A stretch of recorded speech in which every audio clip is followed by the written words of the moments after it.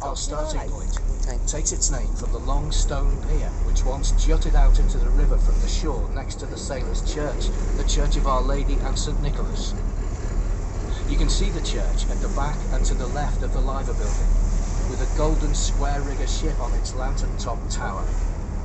The model 350-metre terminal on your right is Liverpool's cruise liner berth. Cruise lines, including Cunard, Norwegian Cruise Line, Costa Cruises, Celebrity, Disney, Princess and Viking Cruises, sail into the city year-round.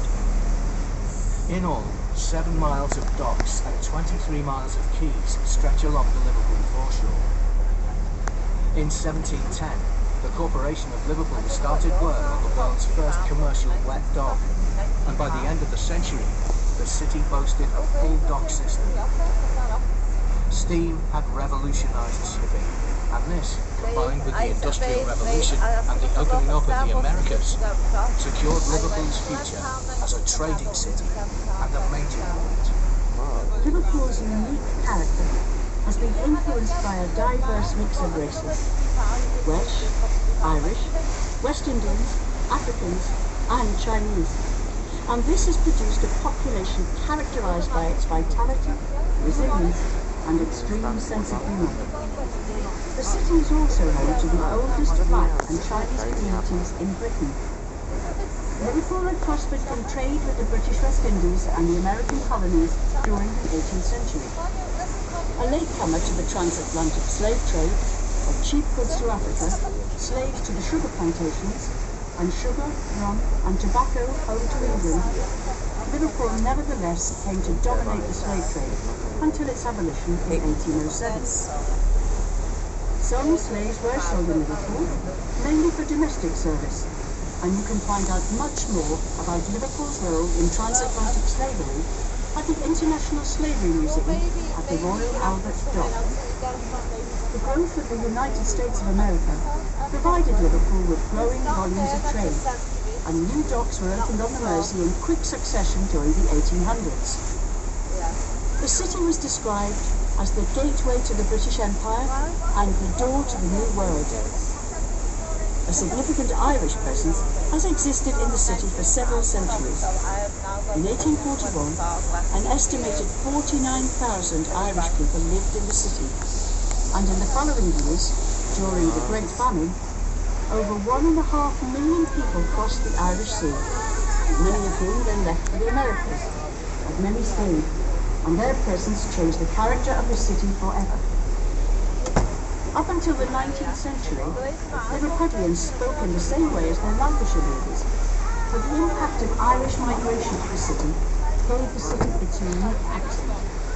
Today, an estimated 75% of Liverpool's population can trace their heritage to Ireland. You can find more information on this at the Museum of Liverpool. Between 1830 and 1930, over 9 million people left Liverpool by boat in search of a better life. Before steamships were introduced, these journeys were extremely hazardous. To sail to America would take 35 days, and the trip to Australia lasted from 10 to 17 weeks, depending on wind and weather. The ships were crowded, and conditions encouraged the spread of diseases such as cholera. By the late 1800s, over 200 ships a week would leave Liverpool and travel to all corners of the world. Liverpool then was the most important port outside London.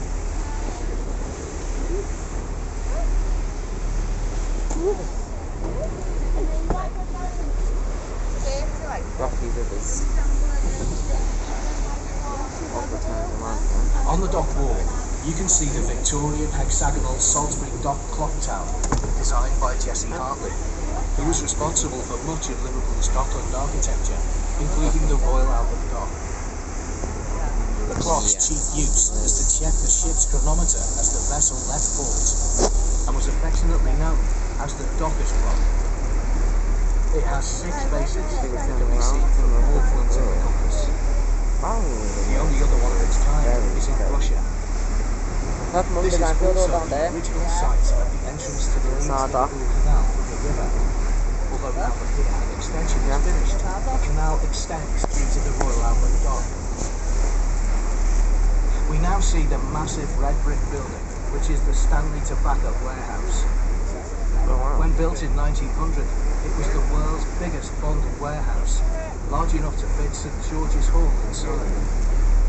It was built using 27 million bricks, specifically for storing tobacco cargoes until duty was paid, and it was still the largest brick-built building in the world.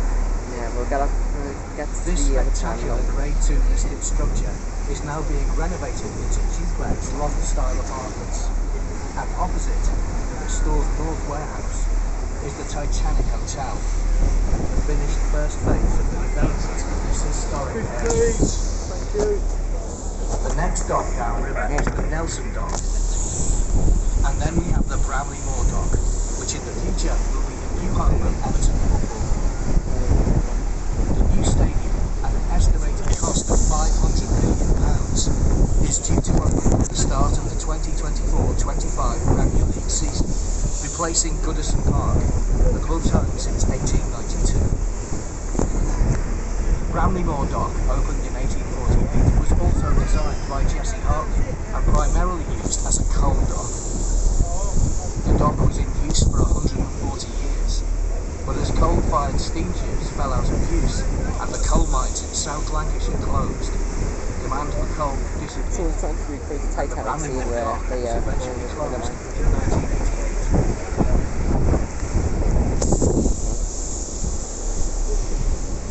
The large wind turbines that you can see provide the power to the Royal Seaforth Dock, which is the prime container terminal for North America. Oh, we see the docks of Approximately 70% of the Northwest freight runs through Liverpool. Completed in 2016 and adjacent to the dock is Liverpool 2, a new deep-water container terminal capable of handling two post-Panamax vessels simultaneously and able to handle 95% of all vessels that sail the seas. This doubles the container handling capacity of Liverpool. If you look over to the mouth of the river and the Wirral shoreline, you might be able to spot Perch Rock and the Rock Lighthouse. The lighthouse was completed in 1830. Its tower stands nearly 30 metres high, and before it was decommissioned in 1973, the light could be seen for a distance of 15 miles. The large group of trees along the Wirral foreshore opposite is Vale Park, and it was near here where the famous gunpowder magazine stood. This is where the ships used to stop to offload or pick up gunpowder on their way into or from port. Storing explosives in the docks themselves was seen as far too big a risk. During the 18th and early 19th century, smuggling was rife throughout Britain. This area, Wallasey, was perfect for smugglers, because 300 years ago it was cut off from the rest of the Wirral by the Wallasey Pool on one side and the swamp of Bidston Moss on the other. It was an isolated, dangerous place, prone to sudden mists and quicksand, and best negotiated only by the few who knew it well. One of the most notorious smugglers here was known as Mother Redcap, who ran an inn which stood by the shore.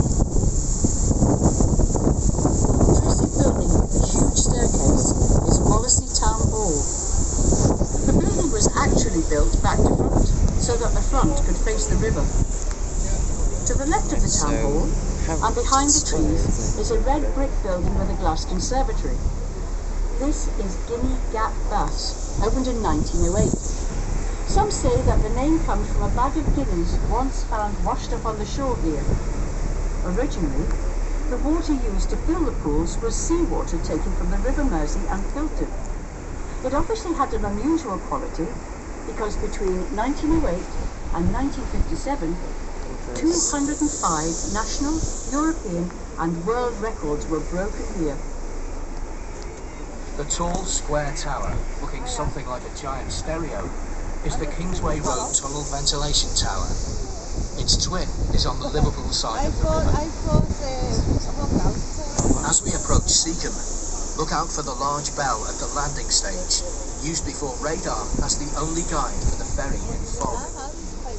In fact, radar was installed in 1947 and was the first in the world to guide ferries. Seacombe Ferry Terminal has undergone a major reconstruction, including the replacement of its Victorian link-span bridges and refurbishment of the landing stage and terminal building. Oh wow. It will also be home to Eureka Science and Discovery, a new visitor attraction designed for children and young people up to 14 years, opening on the 11th of November 2022.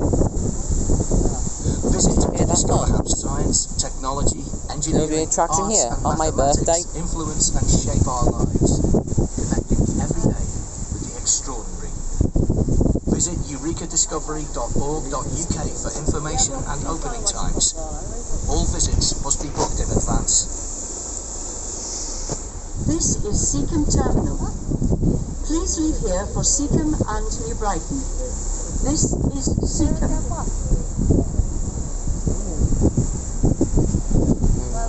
Seacombe.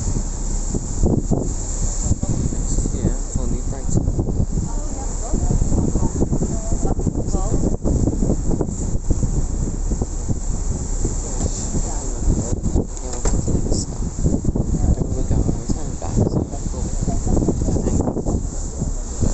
Seacombe Station, or Seacombe Ferry Terminal. Oh wow, there's a lot of guests here.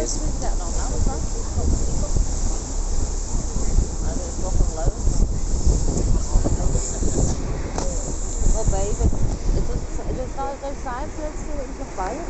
And I just went to Avatar, was just going across.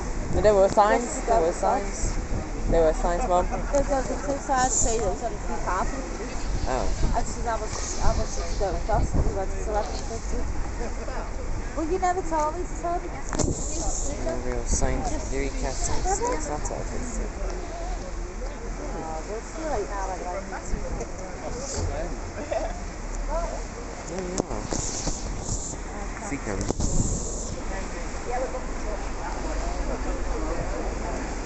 We'll be back now. Yeah. Inside. Hoist the flags and signals as well. Look at the flags.